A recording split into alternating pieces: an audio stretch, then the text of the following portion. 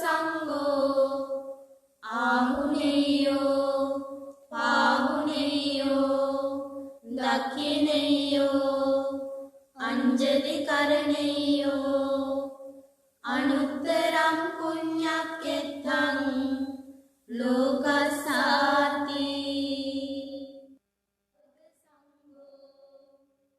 උජුපටිපන්නෝ භගවතෝ බුද්ධං සරණං ගච්ඡාමි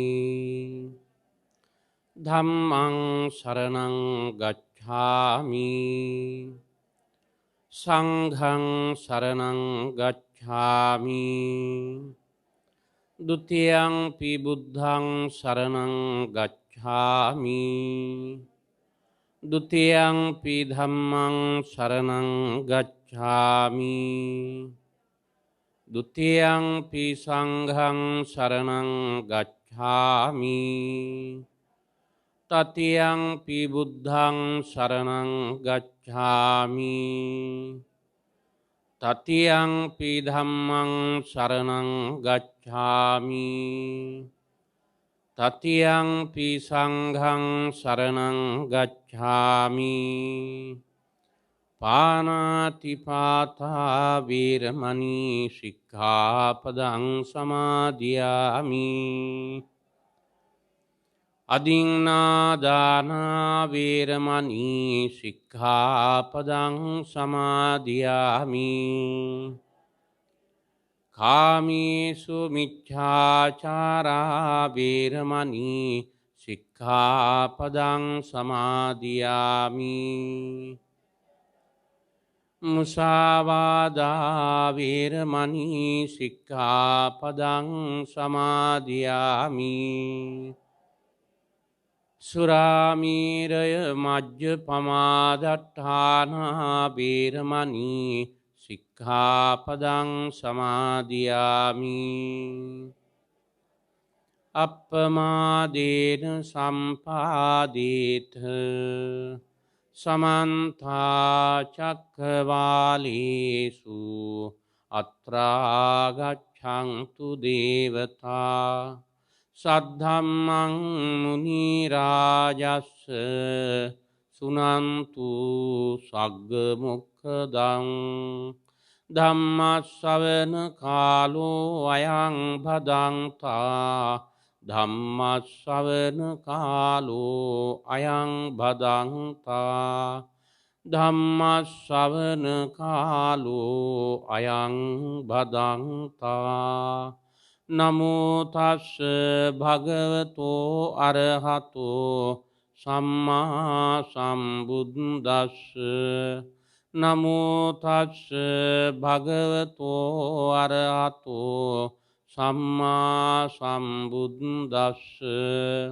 නමෝ තස්ස භගවතෝ අරහතෝ සම්මා සම්බුද්දස්ස අරඤ්ඤේ විහරන්තානං සන්තානං බ්‍රහ්මචාරිණං ඒකං බත්තං භුඤ්ජමානානං කේන වන්නෝ පසීදති අතීතං නානුසෝචන්ති නප්පජප්පංති නාගතං පච්චුප්පන්නේන යාපෙන්ති තේන වන්නෝ පසීදති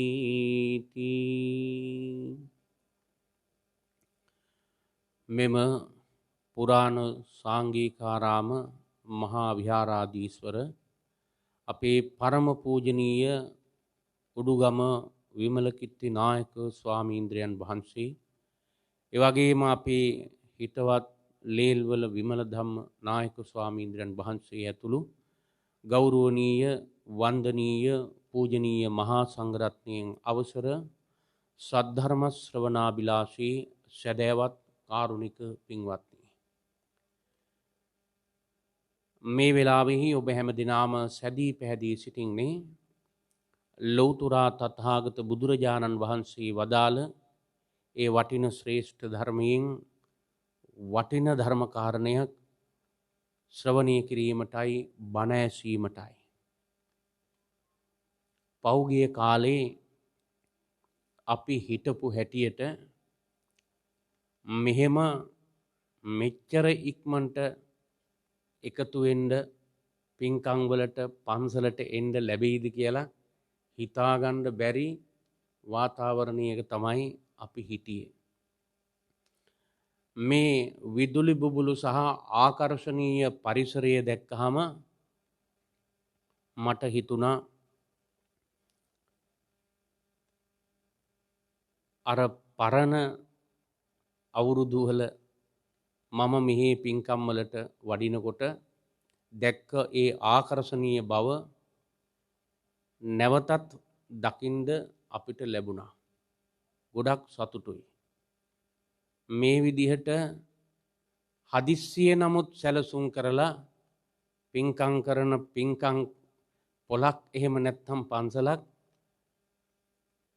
තාම මම මේ දවස් ටිකට දැක්කේ නැහැ. බොහෝ තැන්වල ගොඩක් පින්කම් අවලංගුයි. ඊයේ කවුරුවත් සිල් ගත්තේ නැහැ. නමුත් අපි මේ පිළිබඳව සතුටටපත් වෙනවා. මේවා වැඩිහිටියෝ නෙමේ පොඩි අය මේවා දැක්කහම තරුණ අය මෙහෙම දැක්කහම ලොකු හිතට ශක්තියක් ලැබෙනවා. බුද්ධාලම්බන ප්‍රීතියක් ඇති වෙනවා. ඒ චිත්තාකර්ෂණීය බව ආධ්‍යාත්මික පරිවර්තනයකට මංපෙත් සකස් කරනවා. මේ බාහිර පරිසරය දැක්කහම අපිට ඇතිවෙන හැඟීම් සමුදාය වචන වලින් කියා නිම කරන්න බැරි තරම් මානසික විකසිතකමක් ඇති වෙනවා.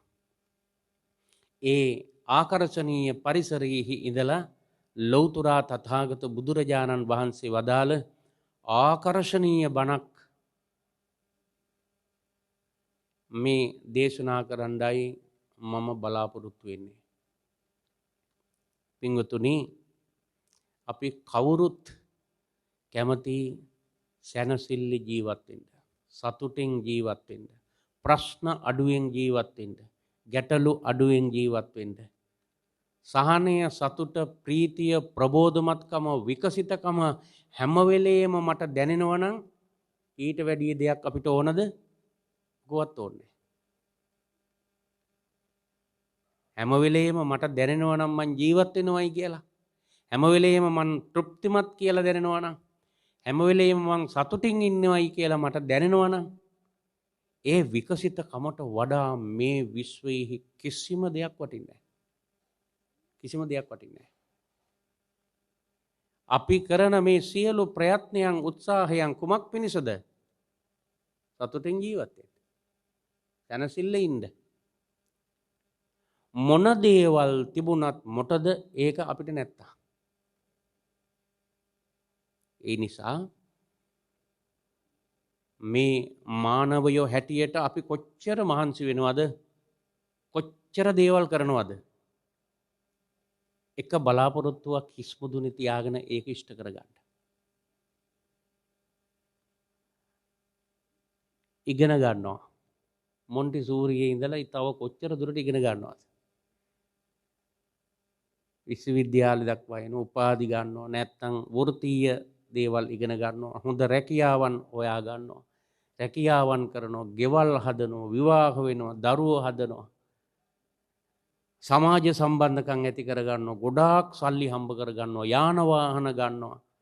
මේ සියලු දේවල් වල පරමාර්ථය මොකද්ද? සතුටින් ජීවත් වෙන්න. ප්‍රශ්න අඩුවෙන් ජීවත් වෙන්න. ගැටලු අඩුවෙන් ජීවත් වෙන්න. සහනය වැඩියෙන් ජීවත් වෙන්න. මේ ලෝකේ අපි හැමෝටම ගොඩාක් දේවල් තියෙනවා. ගොඩාක් දේවල් අපිට තියෙනවා. ඒ වුණාට හිටපු හැටිය මානසිකව වැටෙනවා. අඩා වැටෙනවා. පුංචි පුංචි ගැටලු, ප්‍රශ්න, පොඩි පොඩි උච්චාවචන එනකොට මානසික වශයෙන් බිඳ වැටීම් ඇති වෙනවා. මොකද හේතුව? ශක්තිමත් නැහැ. ශක්තිමත් කරගන්න ඕන ආයතනයක් ශක්තිමත් කරගෙන නැහැ. ගොඩාක් සල්ලිත් තියෙන්න පුළුවන් පොතේ. ගෙදර කිසිම ප්‍රශ්නයක් නැහැ. පෙරලි බුදියන්න පුළුවන් කාමර 7-8ක් තියෙන පුළුවන් සියලු පහසුකම් තියෙනවා. කණ්ඩත් හොඳට තියෙනවා. රැකියාවත් හොඳයි, හොඳ පඩියකුත් හම්බ වෙනවා. නෑදෑයොත් ඉන්නවා. ආශ්‍රය කරන යාළුවොත් ඉන්නවා. මිත්‍රයොත් ඉන්නවා. මේ ඔක්කොම තියෙනවා. පුංචි බණපදයක් කියන්නම් මතක තියාගන්න හොඳට. සබ්බං අත්ති සුඛං නත්ති. ඔක්කොම තියෙනවා, සැප නැහැ. කොහෙද වැරද්ද? මේ ඔක්කොම එකතු කරගත්තේ සැප ලබන්න. නොකෝ නෑනේ සැප. අපි එකතු කරගත්ත වල මෙදල් වලින්, ඉගෙන ගත්ත දැනුමෙන්, අදාගත්ත ගෙයින්, එහෙම නැත්තම් මා ආශ්‍රය කරන පිරිසෙන්, මේ හැමෝගෙම අපිට සතුටක් නැත්තම් සහනයක් නැත්තම් කොහේ හරි වැරද්දක් තියෙන්න ඕන. අපි වරදවා තේරුම් අරන් තියෙනවා මගෙන් බැහැර කොහේ හරි සැප තියෙනවයි කියලා. කොහෙවත් නැහැ. මුදල් වල නැහැ සැප. ගෙවල් වල සැප නැහැ. ගෙවල් වල සැප, ගේ ඇතුලේ සැප තියෙනවද කොහෙවත්? එහෙම නැත්නම් යාළුවන්ගෙන්, හිත මිත්‍රයන්ගෙන් කාගෙන්වත් ඕක ගන්න පුළුවන්ද? රත්තරන් මුතුමැණික් වල තියනවද? ඒවා මගේ ජීවිතයේ පැවැත්මේ ආධාරක කොටස් මිසක් මා ਸਰව සම්පූර්ණයෙන් තෘප්තිමත්ව තියන්න උපකාරී වෙන්නේ නැහැ මේ භෞතික ලෝකේ තියෙන කිසිවක්. මට මේ වෙලාවෙහිදී මතක් වුණා ලංකාවේ හිටපු අපි කවුරුත් ආදරය කරන හොඳ බෝධිසත්ව චරිතයක් නේ. නිතරම නම හැම කියවන සිරිසංගබෝ. අර සින්දුවකුත් තියෙන්නේ. සිරිසංගබෝ රජුරෝ. සිරිසංගබෝ රජුරුවන්ගේ මාම තමයි මහියංගනේ රජමහ විහාරේ නායක හාමුදුරුවෝ නන්ද හාමුදුරුවෝ. පුංචි කාලේ මේ සිරිසංගබෝ රජුරුවන්ව ගෙන්න ගත්ත පන්සලේ හදන්න. මාමා ළඟ තමයි හිටියේ. මාමට හොඳට මේ ජ්‍යොතිෂය එහෙම පුළුවන්. ඒ විතරක් නෙමෙයි අංග ලක්ෂණ ශාස්ත්‍රය. මෙයා සාමාන්‍ය කෙනෙක් නෙමෙයි කියලා හැඩහුරුකම් වලින් කිව්වා. ඒ නිසා අනාගතයේ පෝෂණය කරන්න අවශ්‍ය උපදෙස් ලැබලා දුන්නා. අත්තනගල්ල විහාරවංශය කියන මේ පොතේ තියෙනවා සැප ලබන්න ඕන ක්‍රමයි. රජුරවන්ට කියන්නේ අනාගතේ රජ වෙන්න ඉන්න මේ කුමාරයාට කියන්නේ ව්‍යාපාරා සබ්බ භූතානං සුඛත්ථාය විදීයරේ. සුඛංචන විනා ධම්මං තස්මා ධම්ම පරෝ භව. ව්‍යාපාර කියන වචනේහි තේරුම තමයි යෙදීම, මොහක හරි යෙදීම, මහන්සි වීම, කැපවීම, මහන්සි වීම, යෙදීම, කැමැත්තෙන් යමක් කිරීම තමයි ව්‍යාපාර කියන්නේ. ව්‍යාපාරා සියලු මිනිස් ප්‍රයත්නයන්, උත්සාහයන්, කැපවීම සබ්බ භූතානං සියලු මිනිසුන්ගේ සුඛත්ථාය විදීයරේ. සැප පිණිසය, සැප තහවුරු කර ගැනීම සඳහාය. සුඛංචන විනා ධම්මං. ධර්මයකින් තොරව, ප්‍රතිපත්තියකින් තොරව, ඍජු බවකින් තොරව, අවංකකමකින් තොරව, සාධාරණකමකින්, යුක්තිගරුක භාවයකින් තොරව. ධම්ම කියන්නේ ඒකට. සාධාරණත්වයේ, යුක්තිගරුක භාවය, අවංකකම, ප්‍රතිපත්තිගරුක බවයි ධම්ම කියන්නේ. සුඛංචන විනා ධම්මං. ධර්මයෙන් තොර, ඒ කියන්නේ ඒ යුක්ති ධර්මයෙන් තොර සැපක් ලෝකේ නැත. තස්මා ධම්මපරෝ භව. අන්න ඒ නිසා සැපවත් වෙන්න ඕන නම්, ගෞරව ලබන්න ඕන නම් අනිත් අයගේ ආදරය ලබන්න ඕන නම් රජෙක් හැටියට කොමක්ද කරන්න ඕන? යුක්තිගරුක බව, සාධාරණ බව, අවංකකම, ප්‍රතිපත්තිගරුක බව කියන එක ජීවිතයේ තහවුරු කරගන්න අන්න සැපේ සැප ලබන එකේ අඩිතාලම. සැප ලබන එකේ අඩිතාලම අන්න ඒකයි. ඒ කියන්නේ මට මං අවංක වෙන්න ඕන. මට මගේ සිතුවිලි ක්‍රියාකලාප වචන පිළිබඳ ඍජු බවක් මා ළඟ තියෙන්න ඕන. යුක්තිගරුක බව තියෙන්න ඕන. සාධාරණත්වයේ තියෙන්න ඕන. ඕක තව පොඩ්ඩක් කෙටි කරලා කිව්වොත් මේ මනුස්ස ලෝකේ ජීවත් වෙන මිනිස්සු මානව සංවේදී වෙන්න ඕන. මානව සංවේදී වෙන්න ඕන.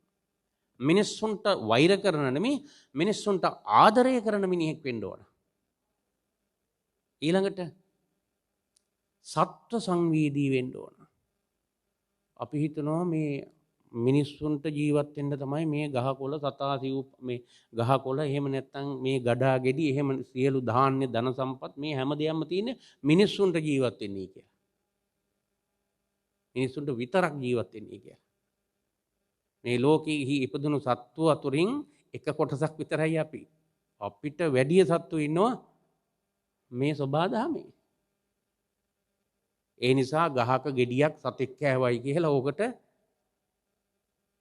උරණ වෙන්න එහෙම නැත්නම් උන් එක්ක උන්ට අඩන්තේට්ටම් කරන්න යුතු නැහැ. හේතුව මොකද? අපිටත් අයිති උන්ටත් අයිති. සමහර වෙලාවට සමහර දේවල් සමහර ගස් කුලන් වල ඵල භෝග අපිට වැඩිය අයිති උන්ට. අන්න බලන්න අපි සාධාරණව හිතනකොට එහෙමයි. අපි හිතනවා අපේ ගෙදර තියෙන අඹ ගහේ අඹ ගෙඩි ටික ඔක්කොම අපිට විතරයි. අපේ රඹුටන් ගහේ රඹුටන් ටික ඔක්කොම අපිට විතරයි. එක සතෙක්වත් කන්න ඉඩ තියන්න හොඳ නැහැ. රැක ගැනීම දේ හොඳ දෙයක්. ඊළඟට පරිසර සංවේදී වෙන්න ඕන. සබාධමයට ආදරය කරන ගහකොළ සතා සිව්පාව ඇලදොලට ආදරය කරන සංවේදී මිනිසෙක් වෙන්න ඕන. එතකොට ඒ මිනිස්සයා ලෝකේ කොහේ ගියත් රකින්න පිරිසක් ඉන්නවා. ඉබේම රැකෙනවා.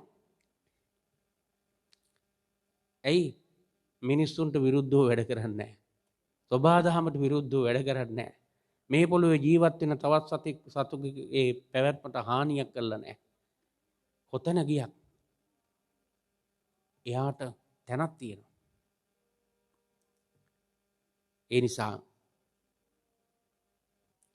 සැප ලබන්න නම් මිනිස්සෙක් තමන්ගේ අඩිතාලම හොඳට හදා ගන්න ඕන. මේ අඩිතාලම වැරදුනහම මොකද වෙන්නේ? වයසට ගිහිල්ලා හදා ගන්න බෑ ඕක. වයසට ගිහිල්ලා හදා ගන්න අමාරුයි. මං ඉස්සරට වඩා ගොඩාක් දැන් අවංකයි. ඉස්සරට වඩා ගොඩාක් දැන් සිල්වත්. ඉස්සරට වඩා ගොඩාක් මං දැන් ඍජුයි. ඉස්සරට වඩා ගොඩාක් මං ගුණවත්. අන්තිම වයසට ගිය කාලේ හරි එහෙම වෙන එකේ වටිනාකමක් තියෙනවා. හැබැයි දැනෙන්නේ නැහැ. අවුරුදු 50ක් විතර නොපනත්කම් කරලා වැරදි වැඩ කරලා එහෙම නැත්නම් ජීවිතේ හැඩගස්ස ගන්න නැතුව වයසට ගියාට පස්සේ මේක හැඩගස්ස ගන්න හදනවා. එතකොට සැප ලබන කෙනෙක් නැහැ. සැප විඳින කෙනෙක් නැහැ. සහනය සතුට දැනෙන පුළුල් හිතක් එයාට නැහැ. ඇයි? ඒ හිතේ පළල්ව පුළුල්ව තියෙන්නේ මොනවද? පරණ මහා අඳුරු මතක ගබඩාවක්. ඒකයි මා මතක් කළේ. සුකංචන විනා ධම්මං තස්මා ධම්ම පරෝ භව. සමහර අය කියන හිතනවා මේ ධම්ම කියලා කිව්වහම මේ පන්සලට ඇවිල්ලා බණ අහන එක, මේ දාන දෙන එක, සිල් ගන්න එක තමයි කියලා මේ ධර්මය. ඒව කරන්නෙත් මොකටද? ඒක කරන්නේ සැප ලබන්නනේ. දන් දෙන්නේ, සිල් රකින්නේ, බණ භාවනා කරන්නේ, ආගමික වත් පිළිවෙත් වල යෙදෙන්නේ, කටින පිංකම් කරන්නේ මොකටද? හිත හදා හිත ශක්තිමත් කරගන්න. හොඳ මතකයන්ගෙන් මතක ගබඩාව වසා ගන්න.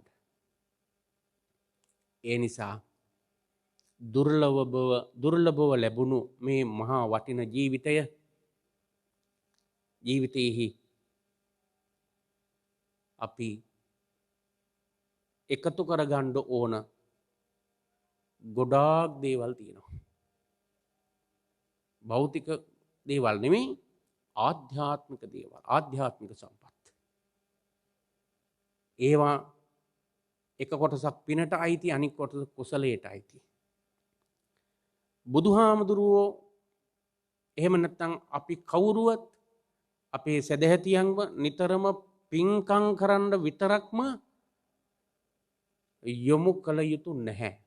දැන් පින්වුතුනේ හැමතැනම ඔය බලන්නකො බැනර ගහලා තියෙනවා, පෝස්ටර් ගහලා තියෙනවා, දැන්වීම් හැමතැනම තියෙනවා, හැමතැනම තියෙන පින්කම්නේ. හැබැයි මේ පින්කම් ඇතුලේ කුසල් කර්මයක් තියෙනවා, කුසලයක් තියෙනවා. දානෙහි එක කොටසක් පිනට අයිති වෙනවා, අනික් කොටස කුසලයට අයිති වෙනවා. දානෙහි පින් පැත්ත කුමක්ද, දානෙහි කුසලයේ කුමක්ද කියලා පොඩ්ඩක් මම මතක් කරන්න. දානෙහි පින් පැත්ත තමයි උපභෝග භවභෝග සැප සම්පත් ලැබිලා අනුන්ට අත නොපා අසරණ නොවි මතු සංසාරයේහි අතදිග හැරලා අනුන්ටත් වියහියදම් කරලා ආයුෂයේ බලයෙන්ද වර්ණයෙන්ද සැප සම්පත් සැප ලෞකික සැප ළඟා කරගෙන ප්‍රඥාවන්තව කවර තැනක උපත ලැබුවත් කැපී පෙනෙන සැපයෙන් ආඩ්‍ය සම්භාවනීය ජීවිතයක් ගෙවන්න උපකාරී වෙනවා. දානෙහි ආධ්‍යාත්මික ලෝකෝත්තර පැත්ත, කුසල් පැත්ත කුමක්ද? අත්හැරීම පුරුදු වීම. අත්හැරීම පුරුදු වීම. පරිත්‍යාග ලක්ෂණං දානං, දානය කියලා කියන්නේ බදා ගැනීම, ග්‍රහණය කර ගැනීම පිණිස තියෙන දෙයක් නෙමෙයි, අත්හැරීම පුරුදු කිරීම පිණිස තියෙන දෙයක්. ඉතින් එහෙම කටයුතු කරගෙන යනකොට අර ත්‍යාග කියන ලක්ෂණයත් අපි තුල ගොඩනගෙනවා. ඉතින් මම මේ ධර්ම දේශනාවට ප්‍රවේශයක් හැටියටයි මේ කරුණු කීපේ මම මතක් කළේ. අපි හැමදෙනාගේම මහා බලාපොරොත්තුව ඉෂ්ට කරගන්න ඉස්සෙල්ලා තියෙනවා බලාපොරොත්තුවක් ඉෂ්ට කරගන්න. අපි හැමදෙනාගේම බෞද්ධයන් වූ අපි හැමදෙනාගේම මහා බලාපොරොත්තුව, ලොකුම ප්‍රාර්ථනාව කවදා හෝ ඉෂ්ට කර ගැනීමේ අරමුණ ඇති බලාපොරොත්තුව තමයි නිර්වාණාවබෝධය, නිවන් දැකීම. නිවන් දකින්න ඉස්සෙල්ලා ජීවත් වෙලා ඉන්න ඕන. නිවන් දකින්න ඉස්සෙල්ලා ජීවත් වෙලා ඉන්න ඕන. දැන් බලමුකෝ අපි දැන් ජීවත් වෙනවද නැත්නම් ජීවත් වෙන්න තාම සැලසුම් කරනවද කියලා. සාමාන්‍යයෙන් ලෝකෙහි වැඩිපුර ඉන්නේ ජීවත් වෙන අය නෙමෙයි, සැලසුම් කරන අය. එක්ක සමහර අය අතීතයේ ජීවත් වෙනවා, එක්ක සමහර අය අනාගතයේ ජීවත් වෙනවා. වර්තමානයේහි ජීවත් වෙන මිනිහෙක් හොයාගන්න එක හරි අමාරු වැඩක්. අතිශය දුර්ලභයි ජීවත් වෙන මිනිහෙක් හොයාගන්න එක. අනිත් එක තමයි ලෝකෙ පොතක් ලියන්න බැරි මාතෘකාවනේ ජීවිතය කියන්නේ. ජීවිතය සහ ජීවත් වෙන ක්‍රමය පිළිබඳව පොතක් ලියන්න හරි අමාරුයි. මොකද එහෙම අමාරු. හැමෝටම ගැලපෙන පොතක් ලියන එක හරි අමාරුයි. මම ලිව්වොත් මම ලියන්නේ මගේ ජීවිතේ මට දැනෙන දේ. බෞද්ධ දෘෂ්ටි කෝණයෙන් මම ලියනවා. ඉතින් මේක ලෝකෙ හැමෝම පිළිගන්න එක නැහැ. පිළිගන්න අයත් ඇති. වෙනත් ආගමක කෙනෙක් ජීවිතේ ලිව්වොත් එයාට දැනෙන, එයා හැදිච්ච සංස්කෘතිය, සමාජ පරිසරය අනුව තමයි ඒ පොත ලියන්නේ. හැබැයි බුදුරජාණන් වහන්සේ පොදුවේ අපට ජීවිතය සහ ජීවත් වීම ගැන පැහැදිලි කරලා තියෙනවා. ඒ කුමක්ද? මේ ගාථාවෙන් සඳහන් කරන්නේ ඒක තමයි. ඒ ජීවත් වීමේ ක්‍රමයයි. පින්වතුනි, මේ ගාථාව තියෙන්නේ සංයුත්ත නිකාය කියන බණ පොතේ දේවතා සංයුත්තේට අයිති නල වර්ගය කියලා සූත්‍ර 10ක් තියෙනවා. එයින් එකක් තමයි අරඤ්‍ය සූත්‍රය කියන්නේ. මේ අරඤ්‍ය සූත්‍රයේහි තියෙන මේ ගාථාවයි, ප්‍රශ්නය සහිත ගාථාවයි, උත්තරය සහිත ගාථාවයි මජ්ක්‍ධිම නිකාය කියන බණ පොතෙහි තවත් සූත්‍ර 4කම තියෙනවා. ඒකට කියනවා බද්ධේක රත්ත සූත්‍ර කියලා. බද්ධේක රත්ත. අන්න ඒ වචනය තමයි අපි ඉස්සෙල්ලම තේරුම් ගන්න ඕන. බද්ධ කියන්නේ සොඳුරු යහපත් හොඳ. ඒක රත්ත කියගෙන එක රාත්‍රියක්. ඒකෙන් අදහස් කරන්නේ සැනසිල්ල රැයට බුදිය ගන්නේ කොහොමද කියලා. සැනසිල්ලේ සැනසිලිදායක තෘප්තිමත් සහනදායි සැනසිල්ල සහනය හොඳට දැනෙන නින්දකට මම කොහොමද යන්නේ කියලා. දැන් සමහර අය නම් කියයි ඒ තරම් ප්‍රශ්නයක් නෑ හොඳට මේ උගුර ළඟට එනකන් හොඳට කෑවහම නිින්ද යනවා. හොඳට කෑවහමත් නිින්ද යනවා. ඔය සුරාවට සූදුවට පුරුදු වෙච්ච මිනිස්සු කියනවනේ ඔය අඩියක් ගැව්වහම නේද? හොඳට නිින්ද යනවා. සමහර මිනිස්සු ප්‍රශ්න අමතක කරන්නත් ඒවා පාවිච්චි කරලා හොඳට නිදා ගන්නවා කියලා. මම කියන්නේ සිහියෙන් නිදා ගන්න. මෙතනින් අදහස් කළේ පින්වතුනි රැයට නිින්දට ගිහිල්ලා නිදාගන්න එකම නෙමෙයි. අපි අපේ ජීවිතවලදී ඇතුළත ගිනි නැතුව දැවෙන්නේ නැතුව දුම් දාන්න නැතුව සහනයෙන් සතුටින් සැනසille සැනසිලිදායක නින්දකට විරාමයකට කොහොමද අපි යන්නේ කියලා. බුදුරජාණන් වහන්සේ මේ දේශනාව සිද්ධ කළේ දෙවියෙක් අහපු ප්‍රශ්නයකට උත්තරයක් ඇටියට. චන්දන කියලා දෙවියෙක් ඇවිල්ලා බුදුරජාණන් වහන්සේගෙන් අහනවා ස්වාමීනි මට ප්‍රශ්නයක් තියෙනවා. ඒකට උත්තරයක් හොයාගෙනයි ඔබ වහන්සේ ළඟට ආවේ. මොකද්ද ඔබ දෙවියන්ට තියෙන ප්‍රශ්නේ? මොකද්ද චන්දන දිව්‍ය පුත්‍රයන් ඔබට තියෙන ප්‍රශ්නේ? ස්වාමීනි මම දැකලා තියෙනවා ඔබ වහන්සේගේ ශ්‍රාවකයෝ අරඤ්ඤේ විහරන්තාන වාසය කරන්නේ ආරණ්‍යෙහි. ඉස්සර බුදුහාමුදුරුවෝ වැඩි හිටියේ කාලේ මේ දෙව්රම් මහා විහාරයයි පූර්වාරාමයයි නිග්‍රෝධාරාමයයි කියන ඔය ප්‍රධාන පන්සල් කීපේ ඇරුණට පස්සේ ඔය විහාර 3-4 ඇරුණට පස්සේ අනිත් සියලුම ස්ථාන తాවකාලිකව හදාගත්ත තැන්. ඒවට කියන්නේ පර්ණශාලා කියලා. පර්ණ කියන්නේ කොලාතු හැවිලි කරලා හදාගත්ත පොඩි අවුහරණක් ඇති තැන්. ඒව තමයි අර ධර්මාශෝක රජුරුව හදපු 84000ක් පන්සල් අන්න එහෙම පන්සල්. එංගලන්තයේ කොවෙල් කියන පුරාවිද්‍යාඥයා ඇවිල්ලා ඉන්දියාවේ හැමතැනම ගිහිල්ලා පරීක්ෂා කරලා බැලුවා 84000ක් පන්සල් තියා මේ 4000ක්වත් හොයාගන්න නැහැ. එහෙම ඒක බොරුවක් කියලා. ඇයි? ඒ පුරාවිද්‍යාඥයා හිතුවා දෙව්රම් මහ විහාරේ වගේ හොඳ පාදමක් පූර්වාරාම වගේ හොඳ පාදමක් ගඩොල් ගොඩක් ඉතිරි වෙලා තියෙන්න ඇති. ඉතිරි වෙන්න ඕන අර වගේ 84000ක් පන්සල් තිබුණා වගේ. හදලා තියෙන්නේ පර්ණශාලා කොලාතු හැවිලි කරපු తాවකාලික භූමි. බහුතරයක් ස්වාමින් වහන්සේලා වැඩි හිටියේ ගස් යට. එතකොට අරඤ්ඤේ විහරන්තාන උන්වහන්සේලා ජීවත් වෙන්නේ කොහෙද? ආරණ්‍යෙහි. සන්තං ශාන්තයි. ඉඳුරන් පාලනය කරලා. කලබල නැහැ. සංවරයි. දැක්කහම ආකර්ශනීයයි. කතා කරන්න හිතෙනවා. ලං වෙන්න හිතෙනවා. ඇයි? මේ අතිධාවනකාරී ගමන් මගක යෙදිලා හිටපු උදේ ඉඳලා රෑ වෙනකන් නොයෙක් විදිහේ ප්‍රයත්නයන් දරමින් ගොවිකම් කරන වෙනත් ව්‍යාපාර කටයුතු වල යෙදෙන මහන්සි වෙන දහඩියම ගුරු වගුරුවන කලබලකාරී මිනිස්සුන්ට නිවිච්ච මිනිස්සු දැක්කහම හිතට සැනසීමක් දැනෙනවා. අපිටත් එහෙමයි.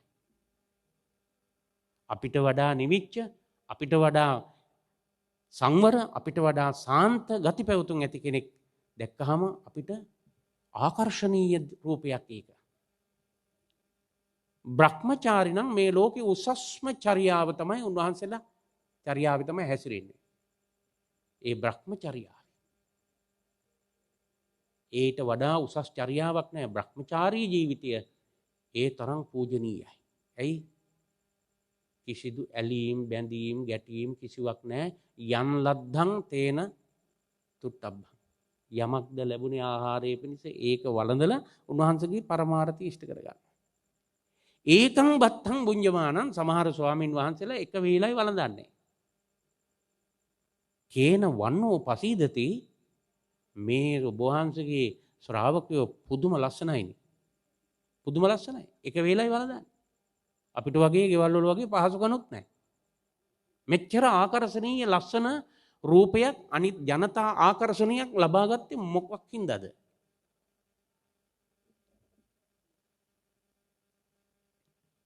මේ දෙවියෝ ඇහුවේ දිව්‍ය ලෝකේ අපිට වැඩිය මනුස්ස ලෝකේ මේ දඹදිව මධ්‍ය දේශයේ ඉන්න ඔබ වහන්සේගේ සංස්ථාව භික්ෂු සංස්ථාව ඒ විතරක්ද නෙමේ භික්ෂුණී සංස්ථාව හරිම ආකර්ශනීයයි ස්වාමීනි. හරිම ලස්සනයි. සමහර අය රාජකුමාරිකාවෝ රජවාසලේ සිටුමැදුරේ හිටියට වැඩිය ලස්සනයි. කොණ්ඩෙත් බාලා. මොකද බුදුහාමුදුරුවෝ වැඩි හිටිය කාලේ හිටපු ලස්සනම තරුණියෝ ටික හිටියේ බුදුහාමුදුරුවෝ වටේට. ලස්සනම තරුණියෝ ටික හිටියේ භික්ෂුණී ශාසනය. ධනවත් වූ ආකර්ශනීය ශරීර ඇති ආරෝහ පරිණාහ උසට සරිලන මහතට සරිලන උස ඇති මහා පුරුෂයෝ බුදුහාමුදුරන්ගේ ශ්‍රාවකයෝ. ස්වාමීනි කැමතියි අපි මේ තරම් ලස්සන රූපයක් ඇති කරගත්තේ කොහොමද? අන්න ඒ වගේ ඒ රූපයක් ඇති කරගන්න අපිත් කැමතියි කියලා. මේ කවුද අහන්නේ? දිව්‍ය ලෝකේ දෙවිවරු අහන්නේ. මනුස්ස ලෝකේ මිනිස්සු දැකලා අපිට වැඩි ආකර්ශනීයයි කියලා තමයි මේ ප්‍රශ්නේ අහන්නේ. බුදුහාමුදුරුවෝ දුන්න උත්තරය චන්දන දිව්‍ය පුත්‍රය මගේ ශ්‍රාවකයෝ. එතකොට මගේ ශ්‍රාවකයෝ කිව්වහම හොඳට මතක තියාගන්න ඕන භික්ෂු භික්ෂුණී විතරක් නෙමෙයි. බුදුහාමුදුරේ මහාන වෙලා ඉන්න අය විතරක් පැවිදි වෙලා අය ඉන්න විතරක් නෙමෙයි. මගේ ශ්‍රාවකයෝ කියන තැනට භික්ෂු භික්ෂුණී උපාසක උපාසිකා සිව්වනක් පිරිස. මේ ශාසනය අයිති කාටද? මේ සම්බුද්ධ ශාසනය අයිති කාටද? ගොඩාක් අය අපේ ඇඟට තල්ලු කරලා නිකන් ඉන්නවා. මොකක් හරි ප්‍රශ්නයක් වුණා. හිතනවා මේ භික්ෂුන් වහන්සේලාට විතරයි මේක අයිති කියලා. නෑ. මේක කරපින්නගෙන යන්න හතර ගොල්ලක් ඉන්නවා. මේ හතර ගොල්ලන්ගෙන් එක් ගොල්ලක එක පිරිසකට වැරදුණයි කියන්නේ අනිත් තුන් ගොල්ලන්ගේ වගකීමෙන් මිදී යෑමක්, ගිලිහි යෑමක්. ඒ හින්දා මේ හතර ගොල්ලම ශක්තිමත් වෙන්න ඕන එක හා සමානව. මේ හතර ගොල්ලන්ටම හතර පිරිස් හතර දෙනාටම තියෙන සමාන අයිතිවාසිකමක්. හැබැයි ගමනේ පොඩි වෙනසක් තියෙනවා. ගිහියන්ට වඩා වේගයෙන් පැවිද්දන්ට මේ සසර තරණය කරලා ගමන් කරන්න පුළුවන්. භික්ෂුණීන්ට ගිහියන්ට වඩා වේගයෙන් ඉක්මනින් සසර තරණය කරන්න පුළුවන්. යන නොයන එක ඒ ඇත්තන්ගේ වැඩක්. පැවිදි වෙලා ඒ ගමන යනවද නැත්නම් ගිහියටත් වැඩිය පමා වෙනවද කියලා ඒවා කාටවත් බාර ගන්න බෑ. තම තමන් විසින්ම විසඳගත යුතු ප්‍රශ්න. එහෙනම් මේක හරියට තේරුම් ගත්තොත් කොහෙවත් ගැටුම් නැහැ. අරබුද නැහැ. මේ මගේ භික්ෂු භික්ෂුණී උපාසක උපාසිකා කියන සිව්වනක් පිරිස මෙන්න මෙහෙම හිතන්න ඕන පිරිසක්, මෙන්න මෙහෙම ක්‍රියා කරන්න ඕන පිරිසක්. මගේ දැනට ඉන්න ශ්‍රාවකයෝ අන්න එහෙම හිතන හින්දා අන්න එහෙම පවතින හින්දා එන්න ලස්සනයි. අපි කවුද අකමැති ලස්සන වෙන්න? අවුරුදු 50ක් 60ක් ගිහිල්ලා හරි ගමන් නැහැ. පොඩ්ඩක් මේක වෙනස් කරගන්න පුළුවන් නම් ආකර්ශනීය නම් ලස්සන නම් අනිත් අය කියනවා නම් ඔයා ලස්සනයි කියලා අපි සතුටු නැද්ද? ලස්සනයි නම් සතුටුයි. දැන් සාමාන්‍යයෙන් අපි ඔය ටිකක් හිස එහෙම වවාගෙන රැවුලත් එහෙම වවාගෙන දැන් පහුගිය දවස්වල හිටියේ. පන්සලට ආපු අය අපිට මොකද්ද කිව්වේ? අනේ ආම්දුරුම හිස රැවුලා හිසයි රැවුලා බා ගන්න. ඉතින් මං කියනවා ඉතින් බන දහන් ඇත්තෙත් නෑ. ඉතින් ඒ හින්දා ඔය වවාගෙන හිටියේ කියලා. ඒකට කමක් නෑ අපිට හරි පේන්න ලස්සනට ඉන්නේ කියලා. එතකොට දැන් ලස්සනයි කියලා ඒ අපිට කියපු කෙනා අපෙන් අපේක්ෂා කළේ කොහොමද? හොඳට හිසයි රැවුලයි බාගෙන ඉන්නකොට අපි ලස්සනයි කියලා එයා පිළිගන්නවා. අපිටත් ඒක දැනෙනවා. දැන් හොඳට කොණ්ඩේ වවාගෙන රැවුලත් වවාගෙන එහෙම හිටියාම අපිටම මදිකමක් විතර දැනෙනවා. එතකොට ලස්සනයි කියලා මේ අපේ උපාසක උපාසිකාව භික්ෂුන් වහන්සේලා ලස්සනයි කියලා පිළිගන්නේ කොහොමද? හොඳට හිස බාලා, හොඳට රැවුල බාලා, ලස්සනට සිවුරක් ඇඳගෙන නේද? එහෙම ඉන්නකොට හරි සතුටක් දැනෙනවා. ඒ හින්දා අපි කවුරුත් හොඳට ලස්සනට ඇඳුම් ඇඳලා හොඳට නාලා කියලා පිරිසිදු වෙලා ලස්සනට ඉන්නවනම් අපිව ලස්සනයි කියලා කිව්වොත් එම අපිට හරි සතුටක් දැනෙනවා. ඉතින් ඒ හින්දා ලස්සන වෙන්න අපි කවුරුත් කැමතියි. ඉතින් ඒ ලස්සන වීම සඳහා මේ භෞතික ලෝකයේ නොයෙක් බෙහෙත් තියෙනවා. ටැබ්ලට් තියෙනවා, කැප්සූල්ස් තියෙනවා, ඊළඟට තියෙනවා ඉන්ජෙක්ෂන්ස් තියෙනවා නේ. අපේ ලංකාවේ හිටපු නෝන කෙනෙක් එහෙම ඉන්ජෙක්ෂන් එකක් ගහගෙන අනේ විනාඩි 20ක් පැය භාගයක් විතර යනකොට නැති වුණා. ගොඩක් ලස්සන වෙන්න තමයි මේ ඉන්ජෙක්ෂන් එක ගහගත්තේ. නැති වුණා. ඉතින් ඒ විදිහට භෞතික ලෝකයේහි මොනවා හරි එන්නතක් විදගෙන ලස්සන වෙන්න පුළුවන් නම් ටික දවසයි ඔරොත්තු දෙන්නේ. ඉන් එහාට ඒක ඔරොත්තු දෙන්නේ. ඔන්න පින්වතුනි ලස්සන වීමේ රහස හොඳට මතක තියාගන්න. හැබැයි මතක තියාගන්න බෑ අදින් පස්සේ ලස්සන වෙන්න ඒ වැඩි ක්‍රියාමාර්ගය අනුගමනය කරන්න. බොහෝම පුංචි බෙහෙතක් තියෙන්නේ. ගොඩ සල්ලි වියදම් කරන්න ඕනිත් නෑ. අතීතං නානු සෝචන්ති නප්පජප්පන්ති නාගත. පච්චුප්පන්නේන යාපෙන්ති තේන වන්නෝ පසීදති.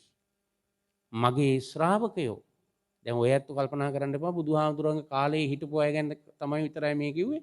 අපිට මේක අදාළ නැහැ කියලා. අපි ඔක්කොටම අදාළයි. බුදුහාමුදුරන්ගේ ධර්ම මාර්ගය අනුගමනය කරන ශ්‍රාවකයෝ මෙහෙම වෙන්න ඕන. වෙනදට වඩා අපි ඒක අනුගමනය කරන්න ඕන. හේතුව ඇයි? පහුගිය කාලේ දැන් අවුරුදු 1කමාරක් දැන් මාස අවුරුදු 2කට කිට්ටුයිනේ. මොන තරම් කඩාවැටීම් අපි ළඟ තිබුණා, මොන තරම් පසුතැවීම් තිබුණාද, මොන තරම් දුක්ඛම් කටලුද, කනගාටුද, වේදනාවන්ද, පසුතැවීම්, අමාරුකම්, අපහසුකම්ද මේ හැම අභියෝගයක්ම කොහොම හරි ගෙවලා දැන් මෙතෙන්ට ඇවිල්ලා ඉන්නවා. බොහොම අමාරුවෙන් ජීවත් වුණේ පහුගිය කාලේ. ඇත්තනේ. අපිත් එහෙමනේ. ඔය තෝර එහෙම දාන වළඳපු අපිට අන්ති දෙන දේ වළඳලා ඉන්න උනා. නිතරම හැමතැනම ඇවිදින මාස 3-4 පන්සල ඇතුලේ. ඉතින් පර්චස් 10 ඉන්න මිනිස්සුත් ඕකට හිර වෙලා හිටියනේ මාස 3-4. හරි පීඩනයක්. ඒ ලොකු අභියෝග රාශියකට මුහුණ දීලා මෙතෙන්ට ඇවිල්ලා ඉන්න අපි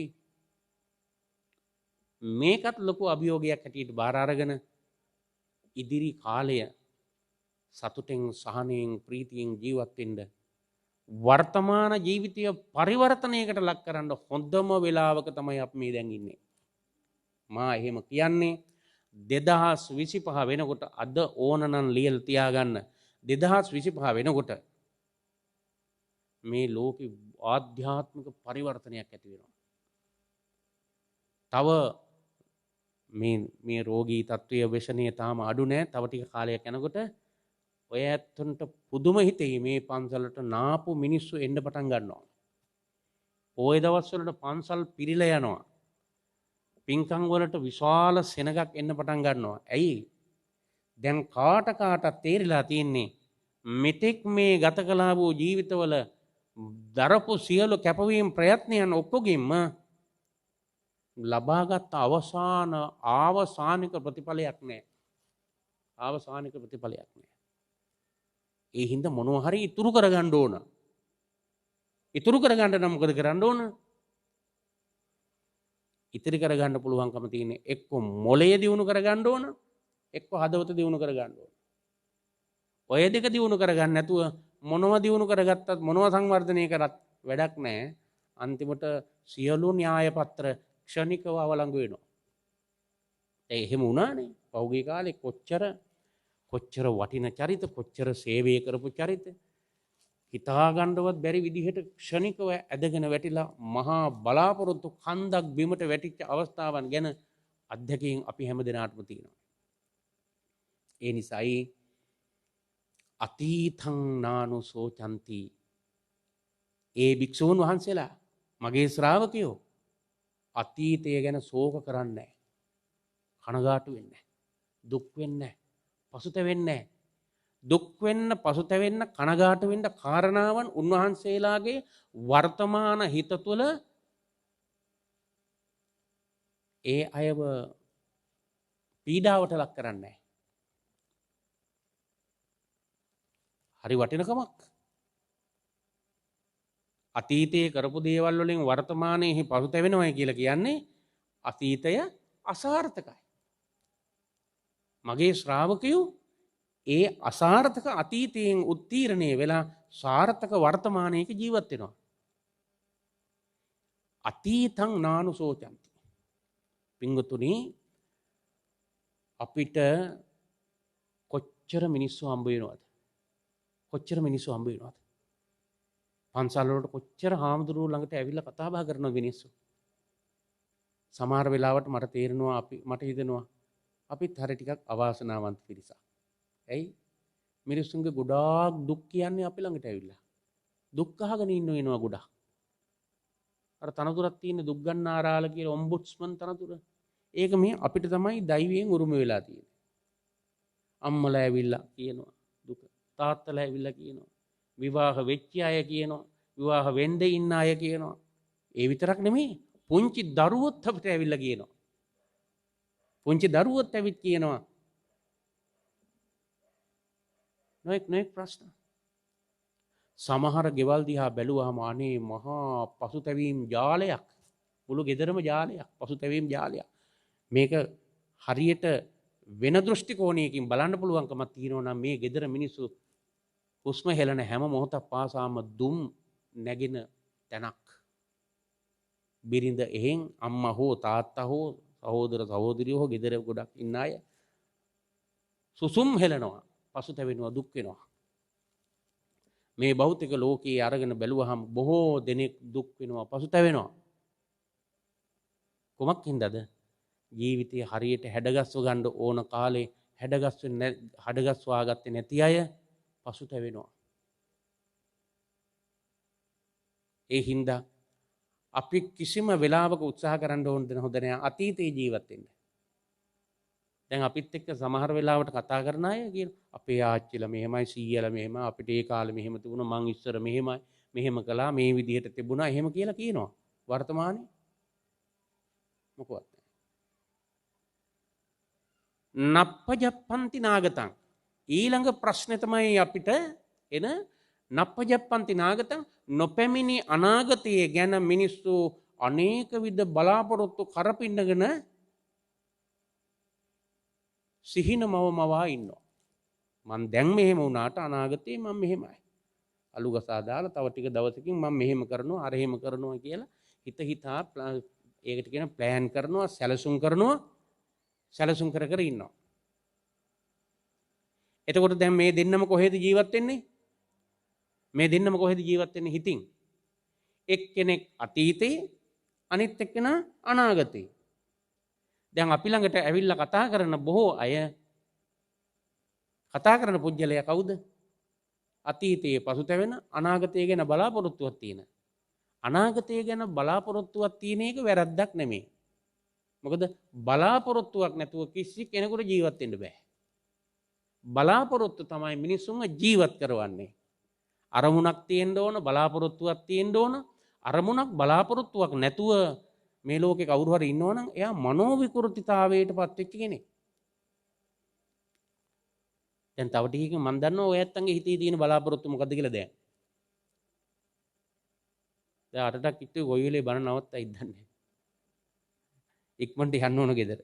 සමහර අය බත උයලා ඇවිල්ලා ඇත්ත දැන් ඊළඟ ටික හදාගන්න වෙන ගෙදර ගිහිල්ලා. ඉක්මනට යන්න බලාපොරොත්තුවක් තියෙනවා. ඒ වගේ එකක් නෙමෙයි. අපි හැම දිනාටම බලාපොරොත්තු තියෙන්න ඕන. බලාපොරොත්තු ඉෂ්ට කර ගන්න ඕන. ඒව ධර්මානුකූලව වැරදි නෑ. ආසාවන් තියෙන්න ඕන. නැතුව පැවැත්මක් නෑ. බුදුහාමුදුරුවෝ උගන්වනවා පච්චුප්පන්නේන යාපෙන්ති. පච්චුප්පන්නේන යාපෙන්ති. බුදුහාමුදුරන්ට ඕන කළේ කවුරු වගේ ශ්‍රාවකයෝද? වර්තමානයේ මේ හුස්ම ඉහළට අරගෙන පහළට හෙළන මොහොතෙහිදී විකසිත වෙච්ච මනසක් ඇති, ප්‍රබෝධමත් වෙච්ච මනසක් ඇති, සහනයෙන් ජීවත් වෙන, සතුටින් ජීවත් වෙන, තෘප්තිමත්ව ජීවත් වෙන, දැන් මේ මොහොතෙහි සැප විඳින මිනිහෙක් තමයි බුදුරජාණන් වහන්සේට ඕන කළේ. ඒ හින්දා අපි කවුරුත් වර්තමාන ජීවත් වෙමු. දැන් ඔබ ළඟ සතුට තියෙනවා නම්, ඔබ ළඟ සහනය තියෙනවා නම්, ඔබ තෘප්තිමත් නම්, ඔබ ප්‍රබෝධමත් නම්, විකසිත නම් මේ මොහොතේ, අන්න ඔබට අනාගතේ කිසි ප්‍රශ්නයක් නැහැ. දැන් සමහර ඇත්තෝ අහනවා මෙහෙම ඉඳලා ඉතින් ගිහිල්ලා නේද හාමුදුරනේ කොහේ මැරිලා ඉපදෙයිද දන්නේ නැහැ නේ. එහෙම අහනවා සමහර උපාසකම්මල. බලාගෙන යනකොට ඒ උපාසකම්ම අවුරුදු 75 සිල් අරගෙන. කටන පින්කනොත් 3-4කුත් කරලා. ගොඩාක් පින්කම් කරලා. ඒගොල්ලොම කියන අනේ ඉතින් මැරුණාම කොහේ ඉපදෙයිද දන්නේ නැහැ නේද හාමුදුරනේ.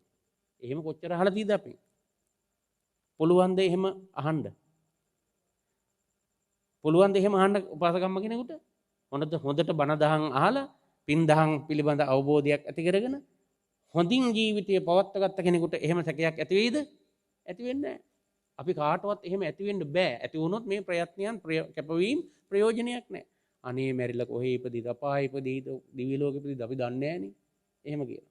නෑ, දැනගන්න ඕන. මං කාටවත් අනර්ථයක් කළා නෑ. මං කාටවත් වැරද්දක් කළා නෑ. මම දන්න කියන කාලේ ඉඳලා කුසල් දහම් කළේ, හොඳ දේවල් කළේ. මං අවංකව ජීවත් වුණා. මම පිරිසිදුයි. මම මේ ගෙවි යන හැම මොහොතකදීම ප්‍රබෝධමත්ව සතුටින් ජීවත් වෙන්න අවශ්‍ය දේවල් මං එකතු කරගත්තා. මොනවද? සතුට එකතු කළා මම. අන්න භෞතික සියලු රත්තරන්, මුතුමැණික්, රිදී ආදී අනේක විද සම්පත් ඔක්කොම එකතු කරගත්ත අය පරාදයි. සතුට එකතු කරපු අය දිනු. සතුට සහනිය එකතු කරපු අය දිනු. ඒ හින්දා අපිට ඕන පච්චුප්පන්නේන යාපෙන්ති. මේ වර්තමාන ජීවත් වෙමු. දැන් ජීවත් වෙමු. මේ මොහොතේදී අපි සතුටින් ඉමු. මේ මොහොතේදී ප්‍රීතියෙන් ඉමු. මේ මොහොතේදී විකසිත වෙන්න උත්සාහ කරමු. මගේ වචන මේ මොහොතේදී කාටවත් අනර්ථයක් පිණිස නොවේවා. මට ප්‍රබෝධ, මගේ මනසේ ප්‍රබෝධමත්කම පිණිස හේතු වේවා.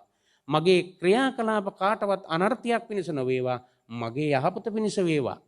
මා හිතන සිතුවිලි මාව දවසින් දවස පොහොසත් කරන සිතුවිලි බවට පත් වේවා. මගේ සිතුවිලි වලින් කිසිවෙකුට හානියක් නොවේවා. ඕක තමයි බුදුහාමුදුරුවෝ ගන්නපු ධනාත්මක චින්තනය. ඕට වැඩිය ධනාත්මක චින්තනයක්, ඕට වැඩිය ප්‍රබෝධමත්කමක්, ඔයිට වඩා විකසිතකමක් ඇති කර ගැනීම පිණිස උපදී සඳහන් වෙන ක්‍රමවේදයක් බුදුරජාණන් වහන්සේගේ තුල නැහැ. ඒ හින්දා වර්තමානයේහි ජීවත් වෙන මිනිහෙක් හොයාගන්න එක තමයි අපි කරන්න ඕන. ඒ හින්දා දැන් අද ගිහෙල්ලා අරයා මෙහෙම ජීවත් වෙනවද, මෙයා මෙහෙම ජීවත් වෙනවද කියලා නෙමෙයි හොයන්න ඕන. මං එහෙම ජීවත් වෙනවද කියලා. මට තියෙන ප්‍රශ්නේ මා ගැනනේ. මා ගැන. හැබැයි කෙනෙකුට තුල අතීතයේ කරපු දේවල් නිසා පසුතැවීමක්, කනගාටුවක්, දුකක් තියෙනවා නම් එයා මොකද්ද කරන්න ඕන? මේ ඔක්කොම අමතක කරලා ඒ මානසිකත්වයේම හිත තුල තියාගෙන ජීවත් වෙන එකද? නෑ. අදම පටන් ගන්න. ගොඩාක් පසුතැවීම් ඇතිවෙන්නා වූ දේවල් වුණත් ඊටත් වඩා කැපවීමෙන් ඔබ කරන යහපත් දේවල් වලින් ආවරණය කරන්න පුළුවන්. ආවරණය කරන්න පුළුවන්. එහෙම නොවුන නම් අඟුලිමාල හාමුදුරුවන්ට මේ ශාසනයේ රහත් වෙන්න පුළුවන්ද? පුළුවන්ද? බෑ. ඒ හින්දා මුලින් කරපු දේවල් පස්සේ කරන දේවල් වලට ආධාර උපකාරී වෙනවා. ඒ වගේම මේ මොහොතේදී අපි අපේ හිත බලවත් කරගෙන කරන ක්‍රියාවලින් අපිට ගොඩාක් සහනශීලීව ජීවත් වෙන්න පුළුවන් වාතාවරණය හදාගත්ත හැකියි. ඉතින් පින්වතුනි, අපිට විවේකයක් එහෙම බොහොම අඩුයිනේ. සාමාන්‍යයෙන් අම්මලට විවේකය අඩුයි. තාත්තලට විවේකය අඩුයි. අලුත විවාහ වෙච්ච තරුණ තරුණියන්ට විවේකය අඩුයි. හාමුදුරුවෝ වෙච්ච අපිටත් විවේකය අඩුයි. විවේකය බොහොම අඩුයි. අපි දෛනිකව බලාගෙන යනකොට ගොඩාක් වැඩවල යෙදෙනවා. හරි කාර්යබහුලයි. සමහර වෙලාවට අපි අතර ඉන්න අයට උදේට කන්න වෙලාවක් නැහැ.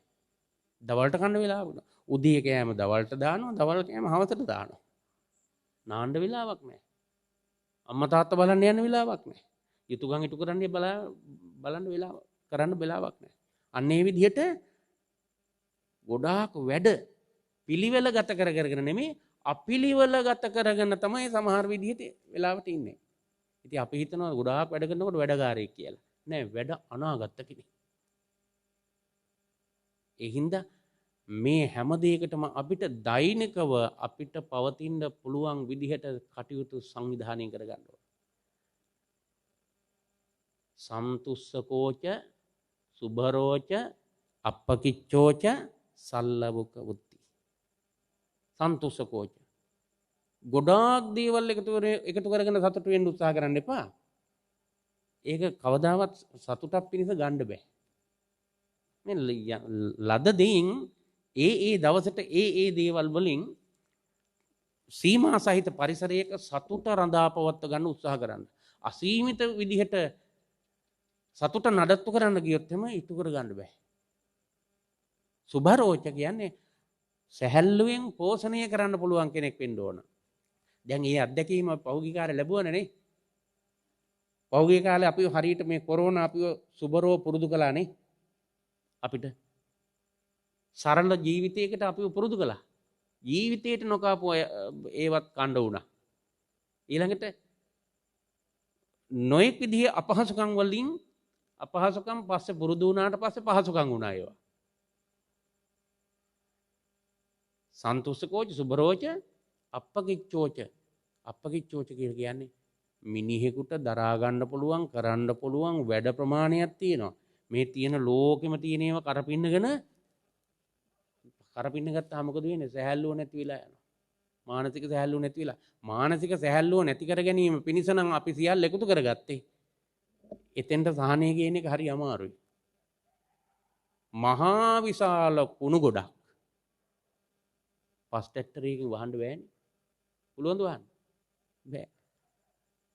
මහා විශාල කුණු ගොඩක් වහන්න ඊටත් වඩා විශාල පස් ගොඩක් ඕන.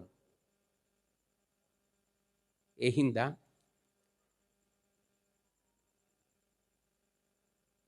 සැහැල්ලු සල්ලවක උත්ති සැහැල්ලු පැවැත්ම. ඒ සැහැල්ලුව සැනසීම පිණිස උපකාරී බවට පත් වෙනවා.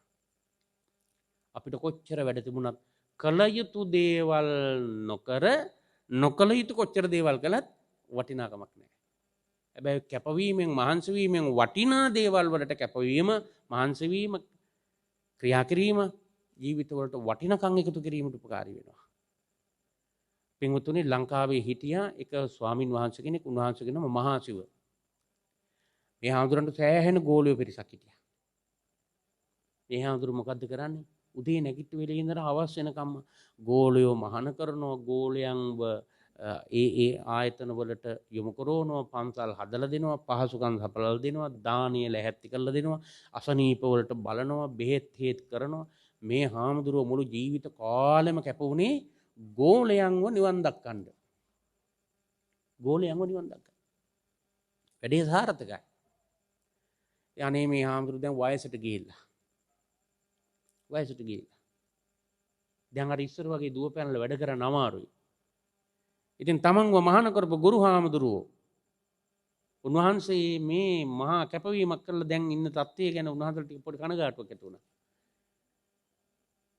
ඇති වෙලා උන්වහන්සේට ඒක ගෝල හාමුදුරු කෙනෙක් ගිහින් මතක් කරනවා, ස්වාමීනි ඔබ වහන්සේ දැන් බණ භාවනා කරලා මේ සසර දුකෙන් නිදහස් වෙන්න උත්සාහ කරන්න දැන් ඔය කරපු පරාර්ථය ඇති කියලා. උන්වහන්සේට කීප වතාවක් මතක් කළා. තුන්වෙනි වතාව මතක් කළාම උන්වහන්සේගේ හිතට ගත්ත මේක. ගල්ලෙනක හිටියේ. මේ ගල්ලෙන ඇතුළට ගිහලා උන්වහන්සේ සැතපීලා ඉන්න වෙලාවෙදී රෑ නිින්ද යන්නේ නැහැ.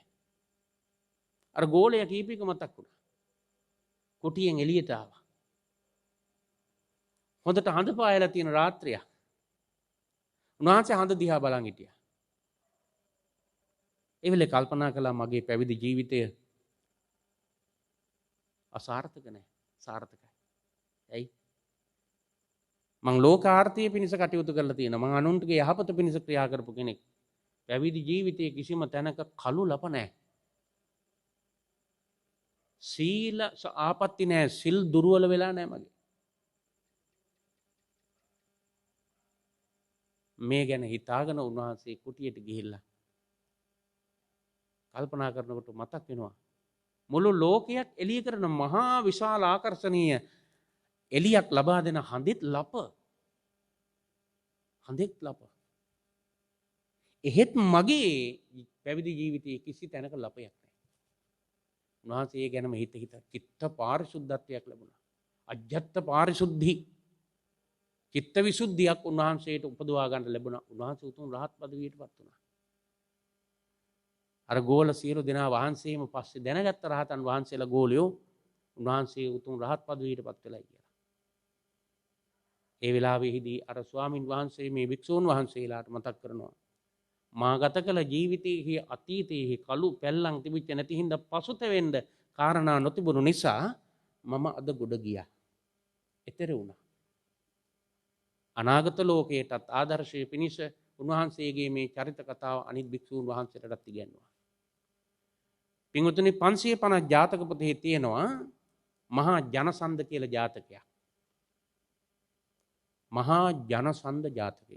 ජාතක පොත තියෙනවනේ හම්බ වුණාම මහා ජනසන්ද ජාතකේ පෙරලා කියවන්න. මේ පාසල් ළමයින්ට ඔක්කොටම මම සමහරවිට ඉස්කෝලවල බණ කියන්න ගියහම ওই මහා ජනසන්ද ජාතකෙන් තමයි කියන්නේ. මොකද්ද? මිනිහෙක් පසුතැවීමට හේතු වෙන්නා වූ කාරණා රාශියක් ඒක උගන්වනවා. ඉන් කීපයක් විතරක් මම මතක් කරන්නම්. කුඩා කාලේ දැනුමක් ලබා ගත්තේ නැත්තම්, ඒ කියන්නේ ඔළුව දියුණු කරගත්තේ නැත්තම්, දැනුමක් ඇති කරගත්තේ නැත්තම්, ඒ වගේම අතපය හුරු කරගත්තේ නැත්තම්. අතපය හුරු කරගත්තේ නැත්තම්. මොකද මේ දැන් පවතින විදිහේ අධ්‍යාපන රටාවක් ලෝකෙ තිබුණේ නැහැ නේ මීට අවුරුදු 10 ගානකට ඉස්සෙල්ලා. ඉස්සෙල්ලා තාත්තලා පුරුදු කළේ තමන්ගේ රැකියාව. ඒකන දුනු ශිල්ප, කඩු ශිල්ප, ඊළඟට කුඹලා තමන්ගේ දරුවට ඉගෙනුවේ මොකද්ද? මැටි කල හදලා, මේ ඇතිලි හදලා ජීවත් වෙන හැටි. ඊළඟට හම්පදම් කරන අය ඒ හම්පදම් කරන හැටි ඒව කියලා දුන්නේ. ඒ හින්දා පුංචි කාලේ ඉඳලා අතහුරු කරගත්තේ නැත්තම්, වෘත්තීමේ අභ්‍යාසයකට මුල පිරුවේ නැත්තම්, ඥානය ඇති කරගත්තේ නැත්තම්, දැනුම ඇති කරගත්තේ නැත්තම් පරාදයි. පරාදයි කියන්නේ මොකද? පසුතැවෙනවා. පසුතැවෙනවා. තමන් එක්ක හිටපු අය ගෙවල් දොරවල් හොඳට හදාගෙන යානවා නැතුව හොඳින් කාලා බීලා ජීවත් වෙනකොට හිතනවානේ අපිත් එක්කයි හිටියත් දැන් ඔහොම ඉන්න හිටියට කියලා කියන්නේ. මොකද පරාදයි, පරාජිතයි. ඊළඟට තරුණ හැකියාව බලය තියෙන පුළුවන්කම කාරකම තියෙන කාලේ අද්දක බැඳගෙන පැත්තකට වෙලා කම්මැලියෙක් හැටියට හිටියානම්, එළි වෙනකම් බුදිය ගත්තා නම් හරියට මහන්සි වෙලා මේ දහඩිය මුගුරු වගුරු වල හම්බ කරගත්තේ නැත්තම් පරාදයි. අපි කියමුකෝ තාත්තා හරි පෝසත්, අම්මා හරිම පෝසත්. ඉතින් හම්බ කරන්න දෙයක් නැහැ. එයාගේ බෝදලේ ඔක්කොම මටනේ. ඒ හින්දා මොකක්වත් නැහැ, කාලා බීලා ඉන්නවා. අම්මයි තාත්තයි මලාට පස්සේ කෝටි ගානක ධනෙ හිමි වෙනවා. දිනුන්ද අන්ත පරාදයි. අන්ත පරාදයි. ඒ කියන්නේ අපි අත්දැකීමෙන් කියන්නේ මහා විශාල ධනෙ හිමි වෙච්ච දරුවෝ හිටියා. අම්මයි තාත්තයි මැරුණට පස්සේ අම්මයි තාත්තයි බොහෝම අමාරුවෙන් නඩත්තු කරලා මේ ගෙනල්ලා වෙරලා දුන්නා තමන් හදපු දරුවෝ කියලා. අවුරුද්දෙන් දෙකකින් ඔක්කොම ඉවරයි. ඇයි? මහන්සියක් කැපවීමක ප්‍රමාණය දන්නේ නැතුව, දහඩිය සොඳ දන්නේ නැතුව, දෙමව්පියන්ගේ ඒ සියල්ල දන්නේ නැතුව ඒකට අත ගැහුවා මොකද වෙන්නේ? yaadෙන්නේ නැහැ. ඊළඟට බලය, පුළුවන්කම, කාරකම තියෙන කාලයේ තමන්ගෙන් කෙරෙන්න තියෙන යුතුයකම් ටික ඉටු නොකොළොත්, අම්මට යුතුයකම් ඉටු නොකොළොත්, තාත්තට යුතුයකම ඉටු නොකොළොත්, වැඩිහිටියන්ට, ඥාතීන්ට, මහාන බමුණන්ට, ගුරුවරුන්ට ඒ අදාළ යුතුයකම් ඉටු නොකොළොත් පරාදයි. පහුත වෙනවා. දැන් පහුගිය දවසක මහත්තයෙක් ඇවිල්ලා මට කිව්වා, අනේ හාමුදුරුවනේ මට මගේ ජීවිතේ ගොඩක් මම ඉගෙන ගියාගෙන දැන් මම ඇමරිකාවේ ඉන්නේ. දැන් මේ පහුගිය කාලෙක ආවා අම්මයා 3 මාසේ දාන දෙන්න කියලා යාවේ. 3 මාසේ දාන දෙන්න බෑ. ඒකට කොරෝනා. අම්මා මැරෙනකොටත් පුතා ලංකාවේ නෑ, තාත්තා මැරෙනකොටත් පුතා ලංකාවේ නෑ. දැන් පුතා ළඟද තියෙන ලොකුම දුක මොකද්ද? දෙන්නගෙම මරණයට සහභාගී වෙන්න බැරි වුණා. 3 මාසේ දානවත් දෙන්න බැරි වුණා. තාත්තගේ. අම්මගේ 3 මාසේ දාන දෙන්න කියලා මෙහි ඒක දෙන්න බෑ. කොරෝනා. දැන් පුදුම පසුතැවීමක්. දුකක්. දැන් ඔහු මොකද කියන්නේ? මම හීනකින්වත් හිතුවේ නෑ හාමුදුරනේ අම්මා මෙහෙම මියයි කියලා. හීනෙන් හිතපු නැති ඒවනේ ඔක්කොම උනේ පහුගිය කාලේ. හීනෙන්වත් හිතපු නැති ඒවා තමයි උනේ. ඉන් තව ඒව කිව්වා. ඔහු හරියට අම්මා තාත්තා බොහෝම කැප වෙලා ඉගෙනුවා. එයා ඇමරිකාවට ගියා. හොඳට හම්බ කරන කාලා බීලා එහෙ ඉන්නවා. මෙහෙ ලංකාවේ උන්නද මලාද කියලාවත් මතකයක් නැහැ. පස්සේ කාලේ තමයි ඉතින් මතක් වුණේ. අම්මා මැරුණාම ජීවත් වෙලා ඉන්න අම්මා ගැන එච්චර වැඩියෙන් ආදරෙන් හෙව්වේ නැහැ. මැරුණ අම්මා ගැන හරි සංවේදී. අපේ අය එහෙම ඉන්නවනේ. ජීවත් වෙලා ඉන්නකොට එහෙම ලොකු මේක මැරුණාම පුදුම දයාවක් ආදරයක් නැති තියෙන්නේ. අම්මගේ තාත්තා ගැන පුදුම හැඟි කියෝනවා හැමතැනම ගිහිල්ලා. ජීවත් වෙලා ඉන්නකොට ප්‍රායෝගිකව ඒ මිනිස්සු එහෙම නැහැ. ඉතින් අන්න බලන්න පසුතැවෙනවනේ. පසුතැවෙනවා. ඊළඟ කාරණේ තමයි අතපය හොඳට හයිය තියෙන කාලේ, හොඳට කන් ඇහෙන කාලේ, කතා කරන්න පුළුවන් කාලේ, ඇවිදින්න පුළුවන් කාලේ. මේ පංචස්කන්ධයෙන් අනුන්ට වැඩක් නොකොළොත්, කාට හරි උදව්වක් නොකොළොත්, පිහිටක් නොවුනොත්, උපකාරයක් නොකොළොත්, තමන් වයසට ගිහිල්ලා අසරණ වුණාම වතුර ටිකක් දෙන්නවත් කෙනෙක් නැති වෙනවා. තව කාරණයක් ඕනම ලෝකෙ පහළ වෙච්ච මිනිස්සුෙකුට තියෙනවනේ ආගමත් ධර්මයක් කියලා. ಗುಣධර්ම පුරුදු වෙන්න ඕන. ශිෂ්ටකම් ඇති කර ගන්න ඕන. නොදැනුවත් ඒවා දැනුවත් වෙන්න ඕන. ආගමක් දහමක් ඇදහිුවේ නැත්තම් සිහිය කල්පනාව තියෙන කාලේ එයත් පිරිහෙනවා. පහුතැවෙනවා. ඒ වගේම හොඳ නරක තේරුම් ගත්තේ නැත්තම් අතපය හොඳට ශක්තිය තියෙන කාලේ. වැරදි වැඩ කරන්න හයිය ශක්තිය තියෙන කාලේ, ධනය හොඳට තියෙන කාලේ හොඳ නරක තේරුම් ගත්තේ නැත්තම් අන්න ඒගොල්ලොත් පහුතැවෙනවා, දුක් වෙනවා. ඒ දුක් වීමෙන් පසුතැවීමෙන් ගලවා ගන්න කිසිම ජගතෙකුට බෑ කියන එක හොඳට මතක තියාගන්න ඕන. අම්මට බෑ. තාත්තට බෑ. සල්ලි දුන්නට බෑ. ගෙවල් දොරවල් හදලා දුන්නට බෑ. පසුතැවෙන මිනිස්සුන්ගේ ජීවිතය ගොඩනගන්න සල්ලි වලට බෑ. කට්ටිය එකතු වෙලා බෑ. ඒක මහා පුදුම කඩාවැටීමක්. අන්න එහෙම අතීතයක් තියෙන කිසි කෙනෙකුට සැනසෙල්ලේ බුදිය ගන්න බෑ. හොඳ ඇඳක් ගේන්න පුළුවන් ලස්ස 5ක් විතර දීලා හොඳ ඇඳක් ගේන්න පුළුවන්. හොඳ ඇතිරිල්ලක් දාන්න පුළුවන්. හැබැයි ගිහිල්ලා මොකද වෙන්නේ ඇඳට? එහෙට කැරගෙනවා මෙහෙට කරනවා. එහෙට පෙරලනවා මෙහෙට පෙරලනවා. ගොඩක් වටින ඇඳක් සියලු පහසුකම් තියෙනවා. ඒ වුණාට සැනසෙල්ලේ නිදා ගන්න බෑ. හේතුව මොකද? නොයෙක් කෝන්තර මේ හිත ඇතුලේ එක්ක වෛරයෙන් පිරিলা, මානයෙන් පිරিলা, ද්වේෂයෙන් පිරিলা, තරහකාරයන්ගෙන් පිරিলা, අනිත් අයත් එක්ක තියෙන අරබුදත් එක්ක මේ හිත දැවෙනවා. දැවෙන හිතක් තියෙන මිනිහෙකුට නිවිච්ච මිනිහෙකුට තියෙන නින්දක් ලැබෙන්නේ නැහැ. ඒ හින්දා මමත්හංසෝ අසංවින්දං නත්ති මේතින සෝචති. මගේ කියලා ඕනවට වැඩි ගොඩාක් දේවල් එකතු කරගෙන ගොඩාක් ඒවා අයින් කරලා ශෝක කර දුක් වෙවි ඉන්න නෙමේ අපිට උවමනා. කාත් කවුරුත් එක්ක සැනසෙල්ල සතුටින් ජීවත් වෙන්න. ඒ හින්දා සැනසෙලිදායක නින්දක් සහනයක් සැනසෙලිදායක නින්දක් ලබන්න පුළුවන්කම තිබෙන්නේ ඔන්න ඔය වගේ සතුට විකසිතකම ප්‍රබෝධමත්කම නඩත්තු කරන අයටයි. ඒ හින්දා මේක නඩත්තු කිරීමේ වගකීම මම ඔය ඇත්තන්ට දැන් බාර දෙනවා. හොඳට නඩත්තු කරන්න.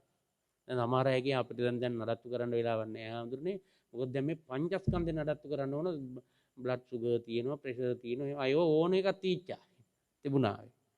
සතුට නඩත්තු කරන්න.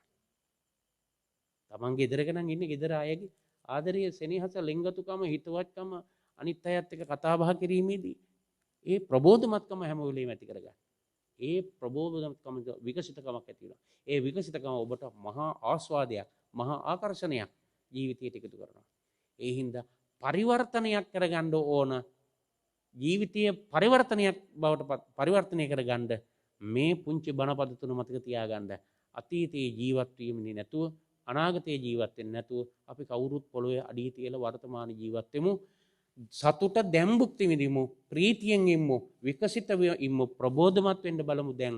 එයින් ඔබට මහා සාන්තියක් කොච්චර වයසට ගිහිල්ලා ඇඳක් උඩ කොච්චර කාලයක් ඉඳලා මලත් සැනසිලිදායක ජීවිතයක් ගෙවන්න පුළුවන්කම තියෙනවා. ඉතින් පින්වතුනි මීට වඩා ධර්මානුශාසනාවන් සිදු කිරීමට අවකාශ නැහැ. මේ පුණ්‍ය භූමියෙහි දායකකාරකාදී පින්වතුන් සැලකිය යුතු ප්‍රමාණයක් එකතු වෙලා අදත් මේ පින්කම් මාලාව ආලෝකමත් කරගන්නට සහභාගී වීම පිළිබඳව ඔබ හැම දිනාටම පුණ්‍යානුමෝදනා සිදු කරනවා ආශිර්වාද කරනවා. කවදත් අද යෙනෙමේ සෑහෙන කාලයක ඉඳලා මම දන්න පරිදි මේ අපේ විමල කිත්ති නායක හාමුදුරුවොත් විමල ධම්ම හාමුදුරුවොත් මේ පන්සල්වල උන්වහන්සේලා වැඩ ඉන්න පන්සල්වල උන්වහන්සේලාට සම්බන්ධ උන්වහන්සේලාගේ මාර්ගෝපදේශකත්වය ලබා දෙන කවර පන්සලක පින්කමක් තිබුණත් හරි පිළිවෙලයි. හරිම විධිමත්, හරිම ආකර්ශනීයයි. මේ එළිය මේ ආකර්ශනීය බව මේ පිළිවෙල උන්වහන්සේලාගේ ජීවිතයේ පිළිවෙලයි. උන්වහන්සේලාට මෙහෙම පිළිවෙලට ජීවිතයක් නොතිබුණා නම් මේ විදිහේ පිළිවෙලට පින්කම් කරන්න බෑ. ඒ නිසා අපි උන්වහන්සේලා දෙන්නට මහත් ගෞරවයෙන් ආශිර්වාද සිදු කරමින් පුණ්‍යානුමෝදනා සිදු කරනවා. අද මේ පින්කමේ මූලික දායකත්වය උසලා කටයුතු කරන ලලිතා ගමගේ මහත්මිය, මානෙල් ප්‍රනාන්ද් මහත්මිය, මානෙල් රෝපිකා මහත්මිය, පද්මා රෝහිණී මහත්මිය, සුලෝචනා ප්‍රනාන්ද් මහත්මිය, ටී.බී. චමිදු නිරන්ත පෙරේරා මහත්මයා කියන මේ පින්වතුන් පින්කමේ ආරමුණ හැටියට තිබෙන්නේ පින්කමට දායකත්වය ලබා දෙන සියලු දෙනාගේ පවුල්වල ලොකු කුඩා සැමට ආශිර්වාද සිදු කිරීම විහාරස්ථානයේ අපේ ගෞරවනීය නායක ස්වාමින් වහන්සේලා ඇතුළු සියලුම ස්වාමින් වහන්සේලාට දේශකයාණන් වහන්සේට ආශිර්වාද සිදු කිරීම සියලුම පවුල් දූ දරුවන්ගේ අධ්‍යාපන කටයුතු රැකී ආරක්ෂා කටයුතු කරන සියලු කටයුතු සාර්ථක සඵල භාවයට පත් කර දීම පිණිස ආශිර්වාද සිදු කිරීමටත් සෑම වසරකම මේ අසිරිමත් පින්කම් මාලාව සඳහා සහයෝගය ලබා දෙන සැමට සහභාගී වෙන සෑම දෙනාට ආශිර්වාද කිරීමට රට ජාති ආගම ආරක්ෂා කර ගැනීමට කටයුතු කරන ආරක්ෂක සේවයේ සැමට ආශිර්වාද කිරීමටත් අපවත් වේවදාල මේ විහාර ගණයේ ගෞරවනීය නායක හාමුදුරන් වහන්සේලාට පුණ්‍යානුමෝදනා සිදු කිරීමට දායකත්වය ලබා දෙන සියලුම දෙනාගේ මියගිය ඥාතීන්ට පින් අනුමෝදන් කිරීමටත් චතුරාර්ය සත්‍ය අවබෝධ කරගෙන නිවන් දැකීම සඳහා මේ උතුම් පින් හේතු වේවා වාසනාව වේවා කියන උතුම් ප්‍රාර්ථනාවත් සිද්ධ කරමින් රට පුරා ලෝකයේ පුරා පැතිරී ඇති කොරෝනා වසංගත රෝගී ඉක්මනින් දුරු වී අපි හැම දිනාටම පෙර පරිදි ප්‍රකෘතිමත්ව සහනයෙන් සතුටින් ජීවත් වීම සඳහා අවශ්‍ය වාතාවරණයේ පරිසරය ගොඩනැගේවා. කාගේවත් ජීවිත අහිමි නොවේ හැම දිනාගේම ජීවිත ආරක්ෂා වේවා. අපේ රටටත් මේ රටවැසියන් හැම දිනාටම යහපත් කාලයක් යහපත් වාතාවරණයක් උදා වේවා කියලා ප්‍රාර්ථනා කරමු. මේ උතුම් පින්වල බලයෙන් පුණ්‍ය ශක්තිය දෙවියෝ අනුමෝදන් වෙත්වා. දෙවියන්ගේ දිව්‍ය ආශිර්වාදමත් භාවයේ වඩා වර්ධනය කරගනිත්වා. ඔබ අප හැම දිනමත් රටත් සම්බුද්ධ ශාසනයත් ආරක්ෂා කරගනිත්වා. නමින් මේ පරලෝකයේ සියලු ඥාතීහු පරලෝ සුගතියමත් කරගනිත්වා. ලෞතුරා අමා නිවනින් සැනසීමට මේ පින හේතු වේවායි ප්‍රාර්ථනා කළේ. ආකාසට්ඨා ච බුම්මට්ඨා දේවානාගා මහිද්దికා පුඤ්ඤන්තං අනුමෝදිත්වා චිරං රක්ඛන්තු දේශනං තුස්සාසනං ආකාසට්ඨා ච බුම්මට්ඨා දේවානාගා පුඤ්ඤන්තං අනුමෝදිත්වා චිරං රක්ඛන්තු දේශනං ආකාසට්ඨා ච බුම්මට්ඨා දේවානාගා මහිද්దికා පුඤ්ඤන්තං අනුමෝදිත්වා චිරං රක්ඛන්තු ත්වං සදා ඉදම්මේ ගරුණෝ හෝතු සුඛිතා හුන්තු තේ ගරු ඉදං මේ ගරුණෝ හෝතු සුඛිතා හුන්තු තේ ගරු ඉදම් මේ ගරුණෝ හෝතු සුඛිතා හුන්තු තේ ගරු ඉදම් මේ ඥාතිනං හෝතු සුඛිතා හුන්තු ඥාතයෝ ඉදම් මේ ඥාතිනං හෝතු සුඛිතා හුන්තු ඥාතයෝ ඉදම්මී ඥාතිනං හෝතු සුඛිතා හුන්තු ඥාතයෝ ඉමිනා පුඤ්ඤ කම්මේන මාමේ බාල සමාගමු සතං සමාගමෝ හෝතු යාව නිබ්බාන පත්තියා ආයුරාරෝග්‍ය සම්පatti සග්ග සංපatti මේවච අතෝ නිබ්බාන සංපatti ඉමිනාතේ සමිජ්ජතු සියලු දෙනාටම තෙරුවන් සරණයි.